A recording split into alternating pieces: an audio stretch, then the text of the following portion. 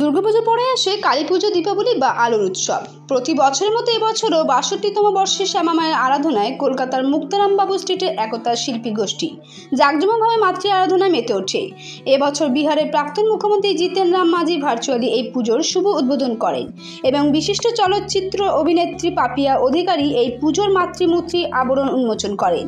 এই পুজো কলকাতার একটি অন্যতম প্রাচীন পুজোর মধ্যে একটি। এর প্রধান উদ্যোক্তা সন্দীপ ধর। আজ বিশেষ সংবর্ধনা প্রদান উপলক্ষে কলকাতার নেত্রীর সঙ্গে পাপিয়া অধিকারীর হাতে একতা শিল্পী গোষ্ঠীর কর্ণধার সন্দীপ ধর তুলে দিলেন কৃষ্ণনগরের ঘূর্ণি এলাকার বিশিষ্ট শিল্পী দ্বারা নির্মিত শ্যামামায়ের মূর্তি। এই সেই অভিনেত্রীর সংঘ প্রত্যেক বছরই এই কালী পুজোর জন্য আমরা প্রায় ৬-৭ মাস ধরে পরিশ্রম করি পুজোটাকে সঠিকভাবে তুলে ধরার জন্য। তার সঙ্গে আমাদের সাথে জড়িত চলচ্চিত্র শিল্পী পাপিয়া অধিকারীজি, যিনি আমাদের সঙ্গে সবসময় কোঅপারেট করে এই পুজোর উদ্যোক্তা হিসেবে, এবং উনি আমাদের সঙ্গে সবসময় থাকেন। যার জন্যই আমরা মায়ের কাছে এটাই কামনা করব যাতে এই পুজোটাকে আমরা কন্টিনিউ করে রাখতে পারি এবং এনাদের প্রত্যেকের সহযোগিতা যাতে আমাদের সাথে থাকে। কৃষ্ণনগর থেকে তৈরি করে নেওয়া। এই ৬২তম বছরে একতা শিল্পী গোষ্ঠী আমাদের সন্দীপ ধর, যার ডাকনাম সুভাষ দা হিসেবে আমাদের কাছে বেশি পরিচিত, এবং লং টাইম আমাদের ক্লাবের মেম্বার আমাদের সাধন তালুকদার, জয়দেব, রাজা, এরা সকলে আমাকে ভালোবেসে এইটি কৃষ্ণনগর থেকে তৈরি করে এনে দিয়েছেন। আমি আপ্লুত, মানে কি বলবো, বাড়িতে আমার মন্দির আছে, সেখানে কালী মায়ের আমাদের ওই কালীঘাটের যে মন্দিরের তার একটা মূর্তি আছে, তাকে আমরা রোজ পুজো করি, কিন্তু শ্যামা মায়ের মূর্তি নেই আমার এই বাড়িতে, মানে আমার বাপের বাড়িতে আছে, সেই বাড়িতে খুব পুজো আচ্ছা হয়, সেটাও আমি কালী পুজোর দিন পেয়েছিলাম।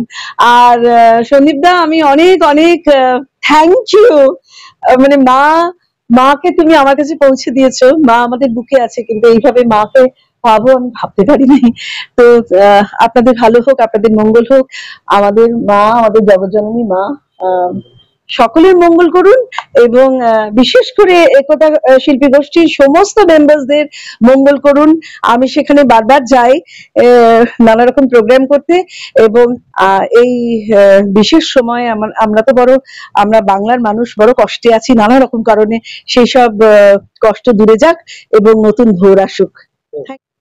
বিগত ৬২ বছর একতা শিল্পী গোষ্ঠী প্রতি বছর যে সমারোহ নিয়ে মায়ের মূর্তি, মায়ের পুজো দেওয়া হয়, গত বছরের যে মূর্তিটা হয়েছে, যেমন বিশেষ চারিদিক থেকে আমরা এই মূর্তিতে বা সাজসজ্জায় বা পূজা পরিক্রমাতে সব দিক থেকে আমাদের অনেক জায়গা থেকে আমাদের সমাদৃত হয়েছি, এবং আমরা সেই মনে করেছি, এবং আমাদের ওই অনুষ্ঠানে আমাদের প্রিয় অভিনেত্রী পাপিয়া অধিকারী সেদিনকে উপস্থিত থেকে উদ্বোধন করেছেন, এবং বিহার থেকে আসতে পারেননি আমাদের প্রাক্তন মুখ্যমন্ত্রী জিতেন রাম মাঝিজি, সুমনজি, ওনারা আসতে পারেননি অন্য কারণে, কিন্তু ভার্চুয়াল মারফত সেই উদ্বোধনে তুমিও আমাদের সঙ্গে সাথী ছিলেন।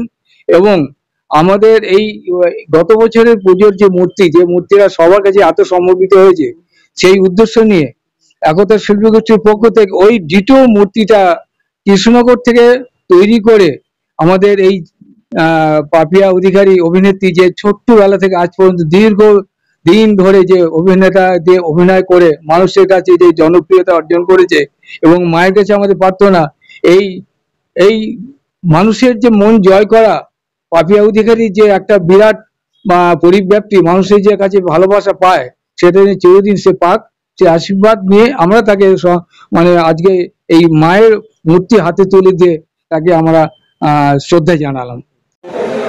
নমস্কার। একতা শিল্পী গোষ্ঠী প্রত্যেক বছর মা কালীর পুজো করেন। এই বছরও 2023 সালে একতা শিল্পী গোষ্ঠীর ৬২তম বছরে পদার্পণ করা হয়। মা কালী দেবীর আরাধনাতে একতা শিল্পী গোষ্ঠীর সঙ্গে অনেক বিশিষ্ট সদস্য, বিশিষ্ট অতিথি, প্রখ্যাত শিল্পী সবাই যোগদান করেন। তাদের মধ্যে প্রখ্যাত শিল্পী হলেন শ্রীমতী পাপিয়া অধিকারী। তাকে আমরা আজকে একতা শিল্পী গোষ্ঠীর পক্ষ থেকে একটা ছোট্ট মা কালীর মূর্তি উপহার দিয়ে আমরা সংবর্ধনা করলাম। এই সময় ওখানে উপস্থিত ছিলেন আমাদের এই একতা শিল্পী গোষ্ঠীর অন্যতম পুরনো সদস্য শ্রী সাধন তালুকদার। একতা শিল্পী গোষ্ঠীর patron in chief Shri Sandeep ধরও উনি উপস্থিত ছিলেন। ওনারই তত্ত্বাবধানে এই মূর্তি আমরা পাপিয়া অধিকারীর হাতে তুলে দিই। এই মূর্তি সন্দীপ ধর বানিয়ে আনেন কৃষ্ণনগর থেকে। এটি মা কালীর মূর্তি। নমস্কার। জয়।